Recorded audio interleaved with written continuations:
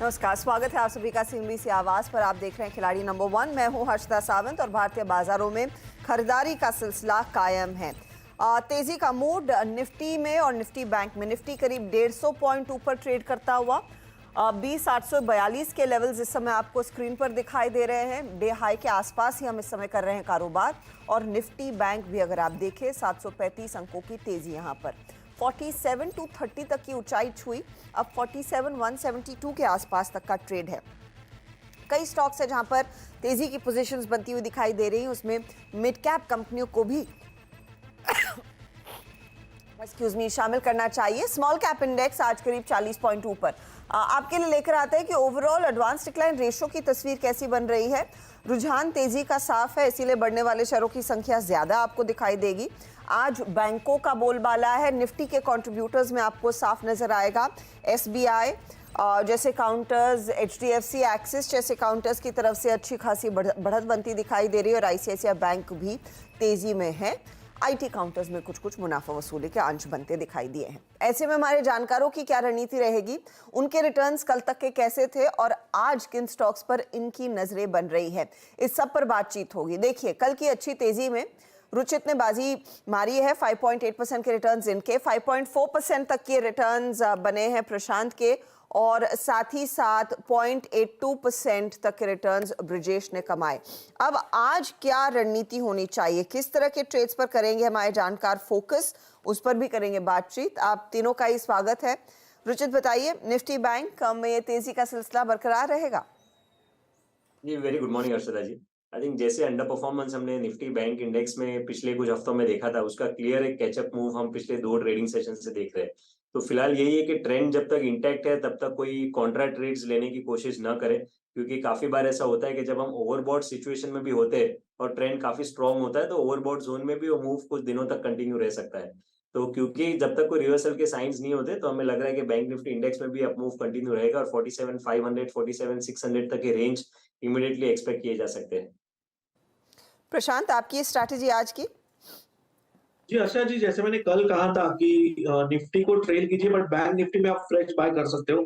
तो मेरे targets almost achieve हो गए। अभी मेरे हिसाब से बैंक निफ्टी में ट्रेल करना चाहिए। फ्यूचर्स करंटली 47,300 47,300 पे है।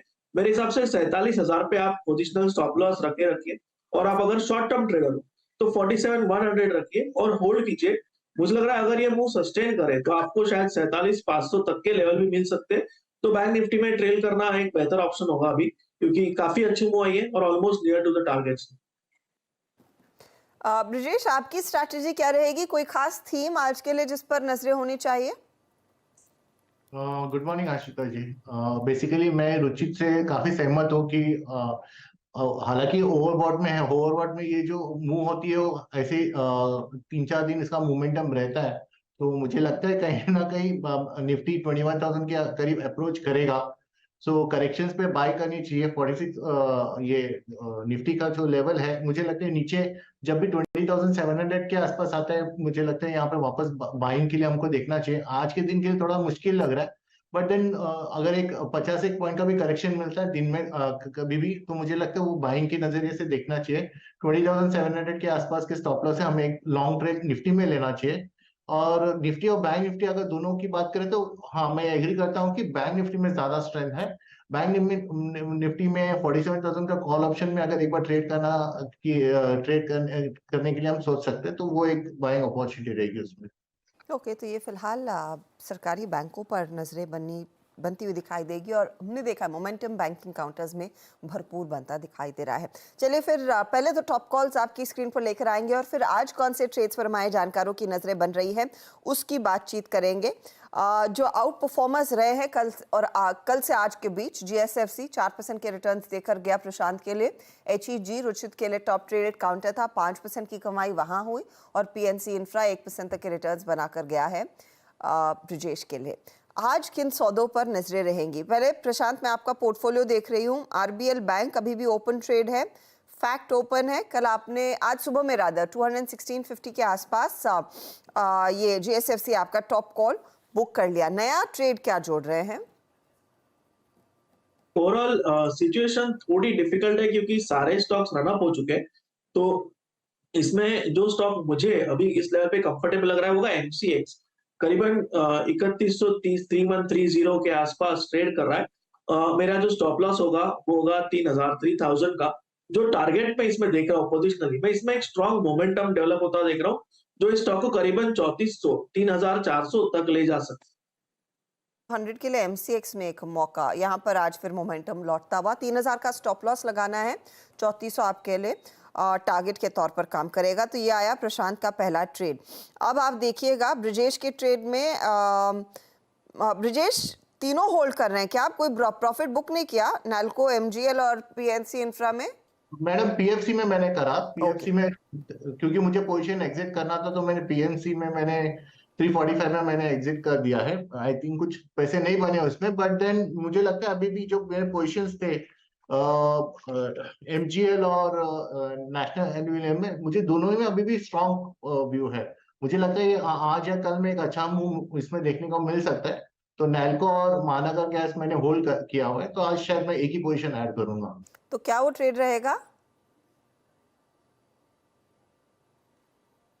हेलो ब्रिजेश, क्या ऐड कर रहे हैं आप? या मैडम आज ये लिकर स्टॉक्स में मोमेंटम है, आपने देखा रैडिको ऑलरेडी चल चुका है। मैकडॉवेल के अगर यूनाइटेड स्पिरिट्स जिसको हम बोलते हैं, वो भी मुझे लग रहा है कि ये ट्रेड सेटअप हम ले सकते हैं। 1068 पे ट्रेड कर रहा है, 1050 ₹10 का स्टॉप लॉस रहेगा, 1058 का स्टॉप लॉस रहेगा, और उसमें मैं 1110 तक का एक ट्रेड देख रहा हूँ। तो मुझे लगता है मैकडॉवेल में एक बड़ा मोमेंटम आ सकता है यूनाइटेड स्पिरिट्स। यानी कि यूनाइटेड स्पिरिट्स में तेजी का ट्रेड। सुबह में अच्छा भागा है काउंटर और उसके बाद रिजिलियंट है, तेजी में है। 1100 के टारगेट के लिए मौका यहाँ पर खरीदारी का। 1058 का स्टॉप लॉस लगाइए अगर आप इस ट्रेड में उतर रहे हैं। रुचित की तरफ से अब देख लेते हैं पोर्टफोलियो की स्थिति क्या है। एक तो कोटक और एचईजी में कल के कल इन्होंने प्रॉफिट अच्छा खासा बना लिया, तो 1800 पर कोटक बुक किया था और एचईजी 1805 पर। आज सुबह में मेरे ख्याल में आईआरसीटीसी में पोजीशन इन्होंने एग्जिट कर ली है और अब ऑयल इंडिया और आरवीएनएल को होल्ड कर रहे हैं। रुचित, नया ट्रेड? जी, नया ट्रेड आज केमिकल सेगमेंट में से रहेगा। नवीन फ्लोरोइन पे खरीदारी की सलाह।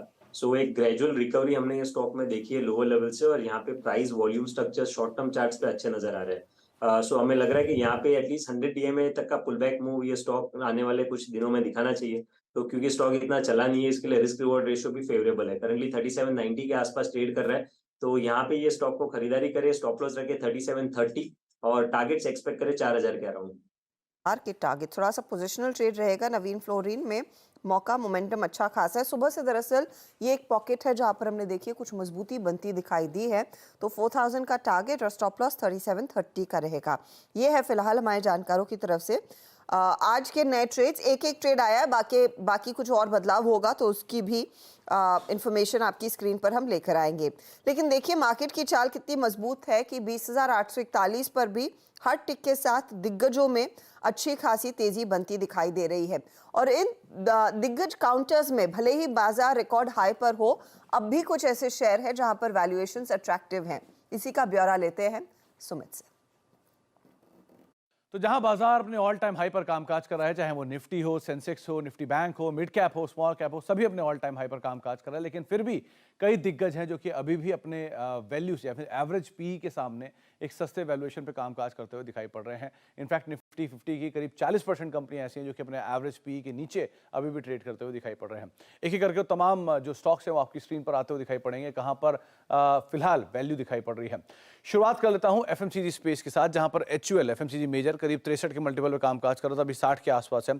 एशियन पेंट 71 के मल्टीपल पे था, अब 60 के मल्टीपल पर है। और ब्रिटानिया भी करीब 51 के एवरेज मल्टीपल पे कामकाज करता था, अभी 47 के मल्टीपल पे ट्रेड कर रहा है। इसके अलावा ऑटो स्पेस से मारुति 36 का एवरेज मल्टीपल था, करीब 28 के मल्टीपल पे भी कामकाज कर रहा है। और आइशर मोटर भी एक अच्छे रनअप के बावजूद 36 के एवरेज मल्टीपल पे ट्रेड करने के सामने 32 पे भी ट्रेड करता हुआ दिखाई पड़ रहा है। बैंक्स का हालांकि कंपैरिजन वैसे तो प्राइस टू बुक से होता है, लेकिन फिर भी अगर पी के हिसाब से देखें तो एचडीएफसी बैंक यहां पर थोड़ा एडजस्टमेंट है, 22 के सामने 18 पे कामकाज कर रहा है। आईसीआईसी बैंक 27 के मल्टीपल के सामने करीब 17 पे कामकाज करता हुआ। इंडसइंड बैंक 17 के मल्टीपल के सामने करीब 14 पे। और एसबीआई 29 के मल्टीपल पे एवरेज ये काम करता था, करीब 8 के मल्टीपल पे अभी ट्रेड कर रहा है। एक्सिस बैंक और कोटक महिंद्रा बैंक कुछ और ऐसे नाम जो कि अपने एवरेज मल्टीपल के नीचे अभी ट्रेड करते हुए आपको दिखाई पड़ेंगे। NBFC space major Bajaj finance करीब 5 साल का एवरेज पी 44 का रहता है इसमें, लेकिन 34 के मल्टीपल पे अभी ये ट्रेड करता हुआ दिखाई पड़ रहा है। तो यहां पर भी कुछ वैल्यू आप मान के चल सकते हैं। पीएसयूज में से बीपीसीएल 13 का एवरेज मल्टीपल रहता है, लेकिन अभी 4 के मल्टीपल पे ट्रेड कर रहा है। लाइकवाइज ओएनजीसी कोल इंडिया एक अच्छी तेजी दिखा चुका है, लेकिन कोल इंडिया में फिर भी करीब 12 के एवरेज मल्टीपल के सामने 8 के मल्टीपल पे अभी ये ट्रेड करता हुआ दिखाई पड़ रहा है।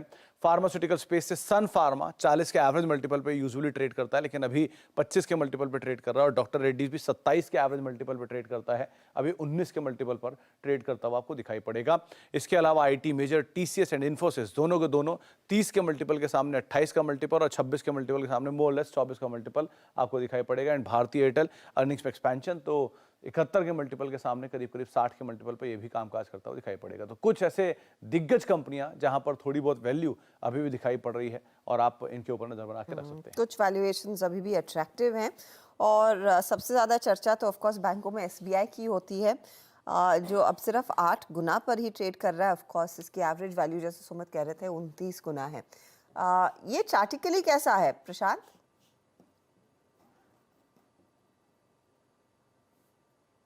प्रशांत, एसबीआई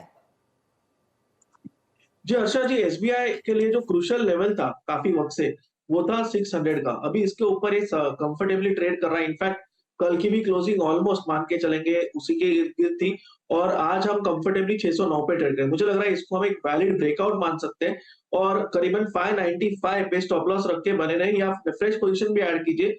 ओवरऑल ये रेंज ब्रेकआउट अगर कंफर्म करे तो ये कंफर्टेबली 625-30 के लेवल दिखा सकता है। काफी वक्त से कम 3 से 4 बार 600 को उसने रेजिस्ट किया था। अब इसको ब्रेकआउट 600 के लेवल के ऊपर ब्रेकआउट सस्टेन हुआ है तो डेफिनेटली मैं करीबन 630 तक के लेवल एक्सपेक्ट कर रहा हूँ। 630 तक जाने की क्षमता और मोमेंटम अच्छा खासा है स्टॉक में अब बनता दिखाई दे रहा है और वैल्यूएशंस भी बेहद अट्रैक्टिव है। अगर आप पूरे पीएसयू बैंक या फिर पूरे दिग्गज बैंकिंग स्टॉक्स पर नजर डालें तो सबसे सस्ता आपको एसबीआई ही दिखाई देगा। चलिए इस नोट पर हम लेंगे एक छोटा सा ब्रेक के बाद पोर्टफोलियो चेक आपकी स्क्रीन पर लेकर आएंगे और कुछ और स्टॉक स्पॉटिंग भी। हमारे जानकारों ने एक ट्रेड बदलना था, वो नए ट्रेड्स आ चुके हैं, उसका कितना फ़ायदा बन रहा है उसका जायज़ा पहले ले लेते हैं, फिर आगे मार्केट के एक्शन की बात करेंगे। तो एक करके सबका पोर्टफोलियो आपकी स्क्रीन पर आ जाएगा।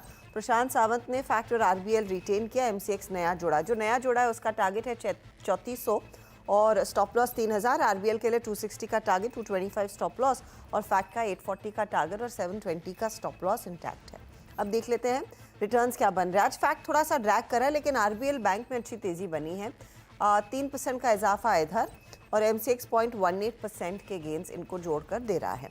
अब आते हैं रुचित के पोर्टफोलियो पर। तो रुचित ने 2 ट्रेड्स जोड़े और एक रिटेन किया, एक जोड़ा और 2 रिटेन किया, bag your pardon. Naveen fluorine नया आया है, 4000 का टारगेट इधर और 3730 का स्टॉप लॉस है। ऑयल इंडिया को कर रहे हैं कैरी, 360 का टारगेट, 308 का स्टॉप लॉस। आरवीएनएल भी होल्ड किया है, 198 का टारगेट है, 164 का स्टॉप लॉस है। रिटर्न्स की स्थिति क्या है? आरवीएनएल आज 1% गंवा रहा है लेकिन ऑयल इंडिया में तेजी का सिलसिला बरकरार, 1.25% का योगदान इधर और साथ ही साथ नवीन फ्लोरिन 0.05% जोड़कर दे रहा है। ब्रिजेश रेल के पोर्टफोलियो में एक स्टॉक आया है नया, वो है यूएसएल, 1100 का टारगेट, 1058 स्टॉप लॉस।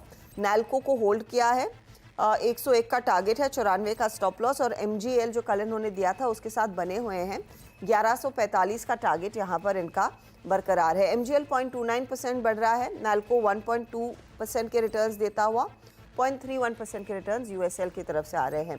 ये है अब तक की सिचुएशन। अब ओवरऑल रिटर्न्स की स्थिति क्या है, मुनाफे का मीटर क्या इशारा कर रहा है, वो आपकी स्क्रीन पर आ जाएगा।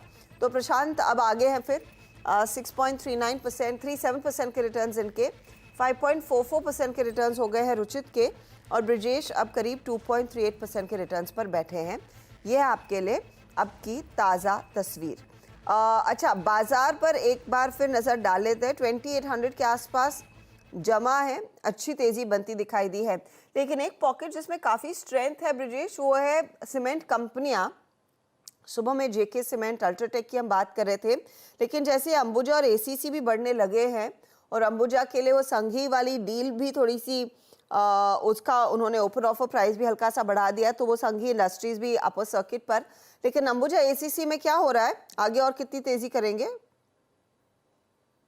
स्पेसिफिकली अंबुजा मैडम, मुझे लगता है कि ये जो 500 का जो बेस है ये शायद होल्ड कर जाएगा और नियर टर्म में हम मुझे लगता है 550 तक का एक अप्रोच और एक 10% का मुझे लग रहा है यहाँ ओपन अप हो रहा है अंबुजा सीमेंट में। तो किसी का पोजीशन है तो होल्ड करें और जब भी एक 480 के आसपास जब भी करेक्शन मिलता है इसमें हम फिर से बाइंग कर सकते हैं मैडम। में एक अच्छी खासी अपॉर्चुनिटी साफ दिखाई दे रही है। कुछ सौदे जिनमें अब थोड़ी बहुत हरकत बढ़ने लगी है उसकी बात मैं करना चाहूँगी, और उसमें से सुबह में भी हमने मेंशन किया था ट्रेंड के ट्रेड को। प्रशांत वो देखिएगा, और रुचित प्लीज अगर आप सेल पर नजर डाल सके। ट्रेंड की बात करें तो ये स्टॉक आउट परफॉर्मर रहा है पिछले करीबन 1 से 1.5 महीने से। हर रोज ये एक नया हाई बना रहा है। मेरे हिसाब से अभी के लेवल को अगर हम देखें ऑलमोस्ट 2900 के नजदीक है, तो मुझे लग रहा है आपको एक यहाँ पे बहुत बेसिक रणनीति रखनी है। फ्रेश बाइंग तो इस लेवल पे रेकमेंड नहीं करूंगा, बट अगर पोजीशन है तो आप प्रीवियस डे लोस का स्टॉप लॉस लगा के ट्रेल करें। तो करीबन अभी आपका स्टॉप लॉस जो होगा वो 2800 के इर्द गिर्द होगा, और आप ट्रेल कीजिए जब तक ये ब्रेक ना हो। प्राइस को अपना काम करने दीजिए। जिस दिन रिवर्सल आएगा आपके profit almost near to the top book हो जाएंगे।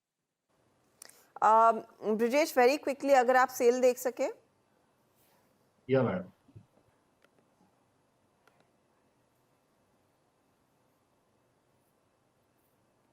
तो सेल में मुझे लग रहा है कि मैडम ये मेटल्स में उतना स्ट्रॉन्ग पॉजिटिव मोमेंटम नहीं है, बट देन सेल भी आप देखोगे तो 90 के लेवल से चलना शुरू किया है। इसको मोमेंटम है, मुझे लग रहा है अगर डेरिवेटिव्स के डेटा देखते हैं तो मुझे लगता है 100 के स्ट्राइक प्राइस पे तो आप पोजिशंस बिल्ड हो रहा है, तो एक मोमेंटम रहेगा। मे बी हफ्ते भर के लिए अगर ट्रेड को ले सकते हैं तो मुझे लगता है कि 100 का एक कॉल ऑप्शन का स्ट्रैटेजी इसमें बन सकता है।